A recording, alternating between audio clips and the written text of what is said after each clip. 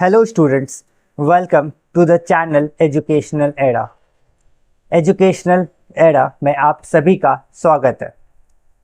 तो बच्चों, previous video में हमने पढ़ा था कि सीरीज सर्किट का क्या क्या डिसएडवांटेज होता है, और आज के इस वीडियो में हम पढ़ेंगे पैरेलल सर्किट का क्या क्या एडवांटेज होने वाला है। तो चलिए शुरू करते हैं। Advantages of parallel circuit in domestic wiring. In parallel circuit, if one electric appliance stops working, तो पैरेलल सर्किट में अगर कोई एक अप्लायंस वर्क करना बंद कर देता है किसी भी डिफेक्ट के कारण या किसी भी खराबी के कारण, तो बाकी सारे अप्लायंसेस वर्क करते हैं, क्योंकि पैरेलल सर्किट में सभी अप्लायंसेस का अलग अलग स्विच होता है। तो अगर एक अप्लायंसेस हमारा खराब हो जाता है तो उसका असर बाकी सारे अप्लायंसेस पे नहीं पड़ता है। इस फिगर से हम लोग कंफर्म करते हैं। चलिए फिगर पे आते हैं। तो इस फिगर में आप लोग देख सकते हैं कि एक पैरेलल सर्किट हम लोग के सामने है, जिसमें ये एक अप्लायंसेस है, ये सेकंड है, ये थर्ड है, और सभी अप्लायंसेस का अलग अलग स्विच है।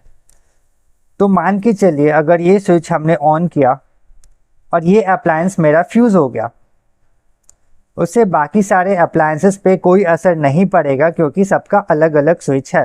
फिर इसे हम अगर ऑन करते हैं तो ये अप्लायंसेस हमारा वर्क करेगा और ये भी हमारा वर्क करेगा। और घरों में हम जनरली पैरेलल सर्किट का ही यूज करते हैं। Clear? Next, in parallel circuits, each electrical appliance has its own switch, due to which it can be turned on or turned off independently without affecting other appliances. तो बच्चों, ये point हमने अभी discuss करा कि हर appliances का जो switch है वो अलग अलग होता है।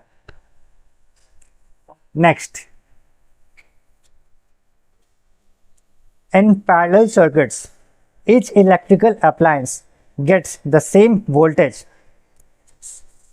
as for example 220 volt, as that of the power supply line. तो बच्चों, पैरेलल सर्किट में सभी अप्लायंसेस को इक्वल वोल्टेज मिलते हैं, जो भी हमारा पावर सप्लाई लाइन प्रोवाइड करता है।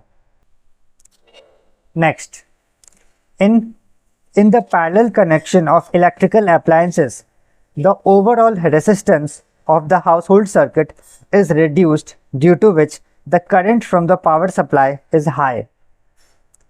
तो पैरेलल सर्किट में जो ओवरऑल रेजिस्टेंस होता है वो काफ़ी कम हो जाता है। तो ये हम कैलकुलेशन में पढ़ेंगे कि पैरेलल सर्किट में रेजिस्टेंस हम कैसे कैलकुलेट करते हैं और पैरेलल सर्किट में रेजिस्टेंस कैसे कम हो जाता है। अभी बस इतना समझना है कि पैरेलल सर्किट में जो ओवरऑल रेजिस्टेंस होता है वो कम हो जाता है, due to which the current from the power supply is high, जिस कारण से जो करंट है वो एक्चुअली में हाई रहता है, जिससे जो अप्लायंसेस है उसे एक्चुअली में उतना करंट मिलता है जितना उसे चाहिए होता है। So that's all for today in the advantages of parallel connection. Thank you so much for watching the video, and please do subscribe to Educational Era.